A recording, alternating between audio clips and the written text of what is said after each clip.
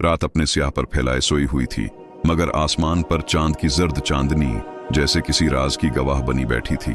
शमाल की समत दरियाए ज़रे के किनारे एक पुराना कस्बा था, सरखगढ़। ये वो बस्ती थी जहां हर घर के दरवाजे लकड़ी के थे, हर कूचे में चिराग जलता था और हर दिल में अमानत का मतलब इज्जत के बराबर समझा जाता था। मगर कोई नहीं जानता था कि चंद दिनों बाद इसी बस्ती में एक ऐसा वाकया रोनमा होने वाला है जो सदियों तक कहानियों में सुनाया जाएगा। सरखगढ़ का किला एक ऊंची पहाड़ी पर वाक़ था। इसके दरवाजे लोहे के, मीनार सिंगे सरख के और फसील पर चिरागों की कितारें झलमलाती थीं। किले के हाकिम का नाम था नवाब शमसुद्दीन खां। वजीहा चेहरा, नरम लहजा, मगर फैसला सख्त। कहा जाता था कि वो इंसाफ में खुदा से डरता था और अपनी राया से मोहब्बत करता था। उसकी एक ही बेटी थी, सफिया बेगम, निहायत नेक, निर्म मिजाज, मगर आंखों में किसी अजीब सी उदासी थी, जैसे किसी पुराने खौफ की याद। खलिए के अंदर एक और शख्स अक्सर आता जाता दिखाई देता, मीर हारिस। वो नवाब का खास कारदार, मुंतजिम था। एक जमाने में फकीर सा नौजवान जिसे नवाब ने खुद अपने दरबार में जगह दी थी। हारिस ज़हीन, चालाक और बोलने में मीठा था, मगर जो लोग उसे करीब से जानते वो जानते थे कि उसकी आंखों के अंदर एक भूखी चमक थी, जैसे दौलत, इज्जत या ताकत किसी भी कीमत पर हासिल करनी हो। एक दिन किले के सहन में एक पुरानी स्याह गाड़ी दाखिल हुई। इसमें से उतरे नवाब के पुराने दोस्त खां बहादुर अब्दुल रऊफ। उनके साथ एक संदूकचा था, छोटा मगर भारी। वो सीधे नवाब शमसुद्दीन के हुजरे में पहुंचे। दोनों ने पुरानी रस्म के मुताबिक एक दूसरे को गले लगाया। सलाम दुआ हुई और फिर अब्दुल रऊफ ने धीमी आवाज में कहा, शमसुद्दीन, ये संदूक मेरे बाप की आखिरी निशानी है। इसमें सोना जवाहरात नहीं, बल्कि कुछ ऐसा है जो दौलत से बढ़कर कीमती है। मैं उसे अमानत के तौर पर तुम्हारे पास रखना चाहता हूं। वक्त आने पर मेरा बेटा आकर ले जाएगा। नवाब शमसुद्दीन ने फौरन जवाब दिया, अब्दुल रऊफ, तुम जानते हो कि मेरे दरवाजे पर अमानत रखी जाए तो वो क़यामत तक महफूज रहती है। ये किला अमानतदारों का है। ये कहकर नवाब ने संदूक लेकर अपने जाती खजानची मीर हारिस को बुलाया। हारिस, इस संदूक को मेरे खफिया कमरे में रख दो। इस पर 2 ताले लगाओ, एक मेरी मेहर से, दूसरा अपनी निगरानी में।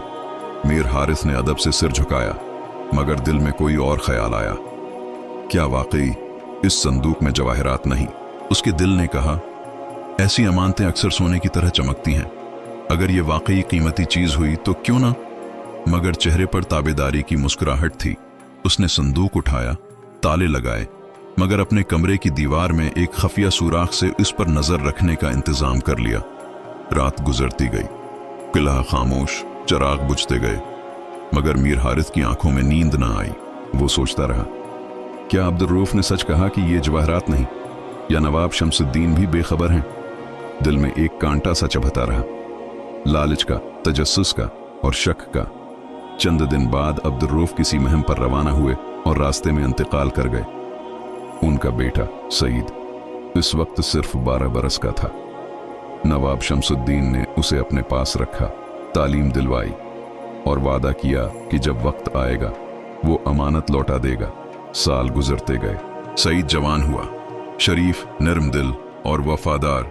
सफिया बेगम से उसकी खामोश मोहब्बत बढ़ने लगी, मगर दोनों ने कभी लब नहीं खोले। नवाब उस ताल्लुक को महसूस करता था, मगर खामोश रहा, शायद किस्मत का इंतजार कर रहा था। एक रात बादलों से भरी, बजली की चमक से लरसती रात, नवाब शमसुद्दीन सख्त बीमार हो गए। महल में कहराम मच गया। सफिया रोती थी, सईद दुआ करता था और मीर हारिस दिल में हिसाब लगा रहा था, अगर नवाब चले गए तो ये किला, खजाना सब बदल जाएगा। वो संदूक भी शायद मेरे काबू में आ जाए। नवाब ने आखिरी वक्त में मीर हारिस को बुलाया। उसने कमजोर आवाज में कहा, हारिस, वो संदूक अब्दुल रऊफ की अमानत वक्त आने पर सईद को देना। ये वादा है, खयानत न करना। मीर हारिस ने कांपती आवाज में कहा, हुजूर, जान हाजिर है, इमानत इमानत रहेगी। नवाब ने मुस्कुराकर आंखें बंद कर लें। चंद लम्हों बाद वो दुनिया से रुखसत हो गए। सफिया की चीख फजा में गूंजी। सईद ने सिर झुका लिया और मीर हारिस के चेहरे पर एक अजीब साया सा अभरा, लालच और मौका का साया। अगली सुबह किले के मीनारों पर काले परचम लहरा रहे थे। नवाब शमसुद्दीन की तदफीन के बाद जब सब लोग किले के सहन में जमा हुए तो मीर हारिस ने ऐलान किया, नवाब की आखिरी वसीयत मेरे सुपुर्द थी। उनके बाद किले की इमानतों का नगहबान में हूँ। लोगों ने सिर झुका दिया, मगर सफिया बेगम की आंखों में कुछ बेयकीनी थी। सईद ने खामोशी से हारिस को देखा, जैसे जान गया हो कि कुछ गलत होने वाला है। रात ढल गई, किले के अंदर सन्नाटा था। मीर हारिस खफिया कमरे में गया, चिराग जलाया और ताले के करीब झुककर बोला, नवाब शमसुद्दीन, आप तो चले गए, मगर ये इमानत अब मेरे अख्तियार में है। देखते हैं आखिर इसमें क्या राज छिपा है। उसने पहला ताला खोला, फिर दूसरा। संदूक के अंदर एक पुराना पार्चा लपटा हुआ था। हारिस ने कपड़ा खोला और एक चमकती हुई कुरान मजीद सामने आई। साथ एक रुका रखा था जिस पर लिखा था, यह कुरान अब्दुल रऊफ के बाप की आखिरी अमानत है। जो इसमें खियानत करेगा वो दुनिया में जलील और आखिरत में महरूम होगा। मीर हारिस का चेहरा जर्द पड़ गया, चिराग की लो जैसे थरथरा उठी। इसके कानों में जैसे किसी ने सरगोशी की, अमानत सिर्फ सोना नहीं होती, कभी ईमान भी अमानत होता है। वो घबराकर पीछे हटा, मगर तब तक देर हो चुकी थी। उसके दिल में पहली बार खौफ ने जन्म लिया और वो खौफ आने वाले अंजाम की पहली दस्तक थी। वो रात जब मीर हारिस ने संदूक खोला था, किले के हर पत्थर ने जैसे उसके गुनाह की गवाही दे दी थी। चिराग की लो टमटमाई, हवा का एक झोंका आया और कुरान पाक के वरक हिलने लगे, जैसे वो आयात खुद उसे डांट रही हूं। हारिस के हाथ कांपने लगे, मगर फिर उसने जल्दी से संदूक बंद कर दिया। दिल में खुद को बहलाया, मैंने तो सिर्फ देखा है, कोई चोरी नहीं की। अमानत अभी अपनी जगह पर है, लेकिन खयानत कभी देखने से नहीं रखती, वो दिल के अंदर अगती है।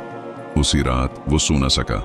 नींद के हर दरवाजे पर उसे एक ही आवाज सुनाई देती, जो कुरान की अमानत में खयानत करेगा वो दुनिया में जलील होगा। सुबह के वक्त किले में सोग की फजा बदली नहीं थी। नवाब शमसुद्दीन के गुजर जाने के बाद सफिया बेगम अंदरूनी हुजरे में खामोशी से रहने लगी थी, जबकि सईद खां रोज सुबह दरवाजे पर हाजिर होकर खिदमत किया करता। मगर मीर हारिस का रवैया दिन बदन बदलने लगा। अब वो नर्म लहजा खो बैठा था। उसकी बातों में गुरूर, चेहरे पर नरमी के बजाय गर्राहट थी। एक दिन दरबार में बैठे हुए उसने सबके सामने कहा, अब इस किले के तमाम मामलात मेरी निगरानी में हैं। नवाब साहब के बाद कोई हुक्म, कोई फैसला मेरी इजाजत के बगैर नहीं होगा।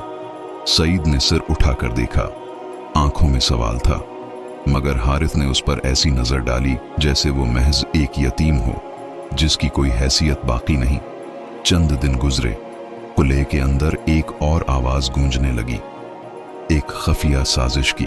कहा जाने लगा कि नवाब की पुरानी उमानत में जवाहरात थे और मीर हारिस ने उसे छिपा लिया है। लोगों की जबानें चलने लगे, मगर कोई खुलकर कुछ न कह सका। एक शाम जब बारिश के कतरे किले की दीवारों पर बज रहे थे, सईद चुपके से खफिया कमरे के दरवाजे पर पहुंचा। वो बचपन से जानता था कि नवाब इस कमरे में खास अमानतें रखा करते, मगर दरवाजे पर 2 ताले थे और अंदर से रोशनी की हल्की झलक आ रही थी। उसने दर्ज से झांका और देखा कि मीर हारिस कुरान पाक के पास बैठा है, मगर चेहरे पर खौफ के बजाय लालच की चमक है। वो आयात के दरमियान एक पुरानी चमकदार अंगूठी देख रहा था। शायद अब्दुल रऊफ ने वो भी उसके साथ रखी थी। हारिस ने वो अंगूठी उठाई, आंखों के सामने घुमाई और जेरे लब बोला, बस एक अंगूठी ही तो है, बाकी सब तो मुकद्दस है। अगर ये ले लूं तो कौन जानेगा। इस लम्हे बजली कड़की, चिराग बुझ गया और दरवाजे के बाहर खड़ा सईद चौंक कर पीछे हट गया। इसके दिल पर जैसे किसी ने बोझ रख दिया हो। वो जान गया कि अमानत खतरे में है, वही अमानत जो उसके बाप ने नवाब के स्पर्द की थी। इस रात वो सफिया बेगम के हिजरे में गया, चेहरा परेशान, दिल बोझल। सफिया ने पूछा, सईद, तुम्हारी आंखों में तूफान क्यों है? सईद ने सिर झुकाकर कहा, बेगम साहबा, अमानत जिस पर नवाब साहब ने जान दी वो अब किसी बेईमान के हाथ में है। सफिया की सांस रख गई। तुम कह क्या रहे हो? सईद ने सब कुछ बयान कर दिया। खामोशी छा गई। बारिश रख गई थी, मगर बाहर से हुआ की सिसकी आ रही थी। सफिया ने आहिस्ता कहा, मेरे वालिद ने अपनी जिंदगी ईमानतदारी पर गुजारी। अगर हारिस ने खियानत की है तो उसका इंजाम खुदा खुद दिखाएगा, मगर हमें खामोश नहीं रहना चाहिए।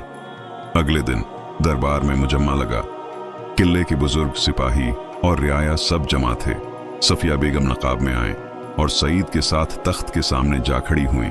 मीर हारिस हस्ब मामूल फख्र से मुसनद पर बैठा था। सफिया ने ऊंची आवाज में कहा, मीर हारिस, मैं तुमसे एक सवाल करती हूँ। वो अमानत जो मेरे वालिद के पास रखी गई थी, कहाँ है? हारिस चौंक गया, फिर मुस्कुराकर बोला, बेगम साहबा, वो अमानत महफूज है, लेकिन वो मामला अब मेरा है। नवाब साहब ने वसीयत मेरे स्पर्द की थी। सईद ने कदम बढ़ाया। वसीयत तुम्हारे हवाले जरूर की गई थी, मगर हिफाजत के लिए, मुल्कियत के लिए नहीं, अमानत खयानत के लिए नहीं होती। लोगों में सरगोशियां बढ़ गईं। हारिस के चेहरे का रंग बदल गया। उसने गुरज कर कहा, खामोश, तुम एक नौकर के बेटे हो, तुम्हें मेरे सामने बोलने का हक नहीं। मगर सफिया बेगम ने मजबूत लहजे में कहा, हक खून से नहीं, सच से मिलता है, और सच ये है कि तुमने अमानत में खयानत की है। अगर झूठ बोल रहे हो तो खुदा तुम्हें वही सजा देगा जो खयानतकार को मिलती है, जिल्लत और बर्बादी की। फद्दा में जैसे बजली की लहर दौड़ गई। मीर हारिस के लब कान पे, मगर गुरूर ने उसे चुप न रहने दिया। उसने झटके से कहा, ठीक है, आओ देख लो, मैं खुद तुम्हें दिखाता हूं कि मैंने कुछ नहीं छुपाया। वो सबको खफिया कमरे में ले गया। संदूक खोला। कुरान पाक वहां मौजूद था, लेकिन वो अंगूठी गायब थी।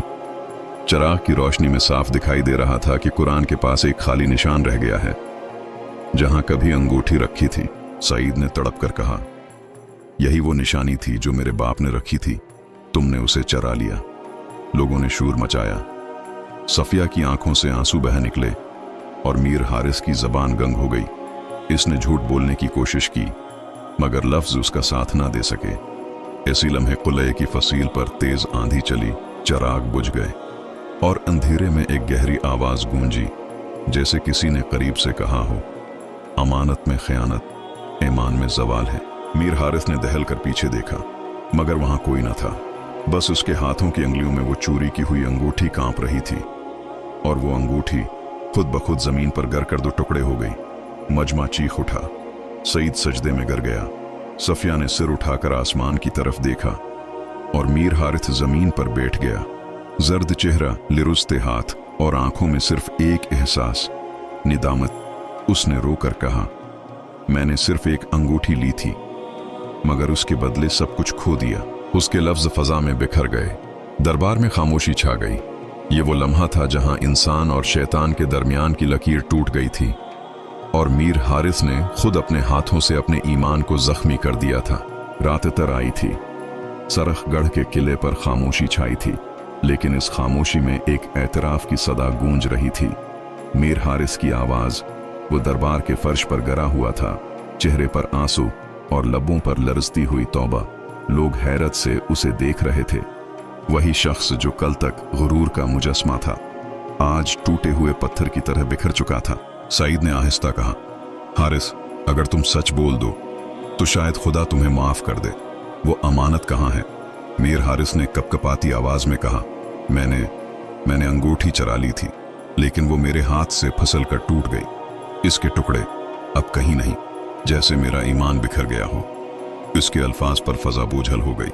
सफिया बेगम आगे बढ़े। उनकी आंखों में आंसू थे, मगर लहजा नर्म।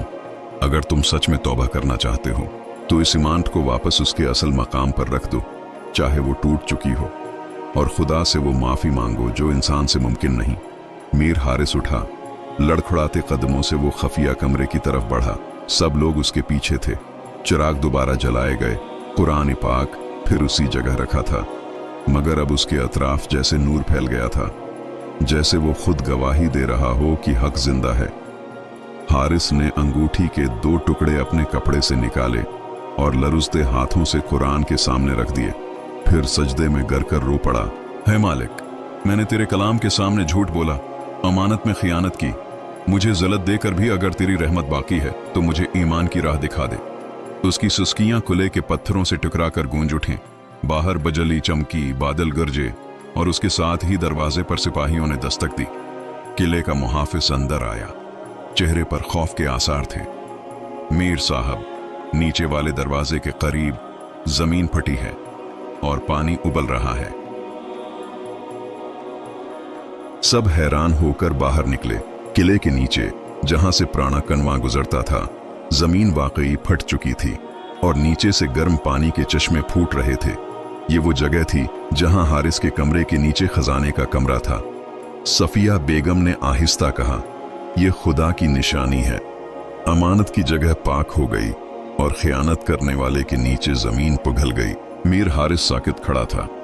उसने आसमान की तरफ देखा, होंठों पर जर्द मुस्कुराहट आई और फिर वो धीरे से बोला, शायद यही मेरा कुफारा है।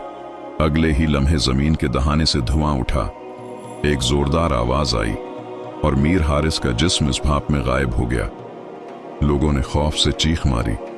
सफिया बेगम ने कुरान पाक उठाया और कहा, जो अमानत में खयानत करे वो खुद अपनी कब्र खोदता है।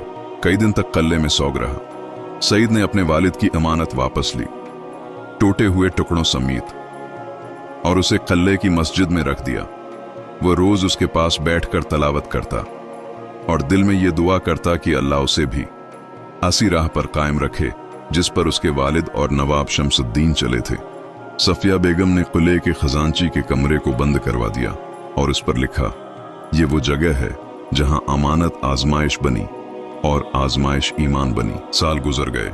सईद और सफिया बेगम ने निकाह किया। किले में अदल व दियानत की नई फजा कायम हुई। लोग उन्हें नवाब और बेगम इमानतदार कहने लगे।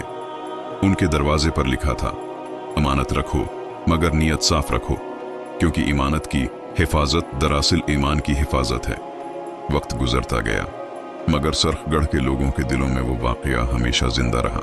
बच्चे जब खेलते तो बड़ों से सुनते, बेटा अमानत में खयानत मत करना, कहीं तुम्हारे कदमों के नीचे भी जमीन न फट जाए। और हर जुमे के दिन किले की मस्जिद में कुरान पाक के पास 2 चमकते टुकड़े अब भी पड़े रहते। साकत मगर बोलते हुए, गव्या कह रहे हूं, जो चीज इमानत बन जाए वो आजमाइश भी बन सकती है, और जो इमानत में खयानत करे वो सिर्फ चीज नहीं खोता, वो अपना ईमान, अपनी इज्जत और अपनी रूह खो देता है। सबक, इमानत सिर्फ सोना चांदी नहीं, ये ईमान, एतमाद और इंसानियत की बुनियाद है। जो इमानत में खयानत करता है वो दरअसल अपने ज़मीर को बीच देता है। इमानतदार गरीब होकर भी बुलंद होता है और खयानतकार अमीर होकर भी जलील।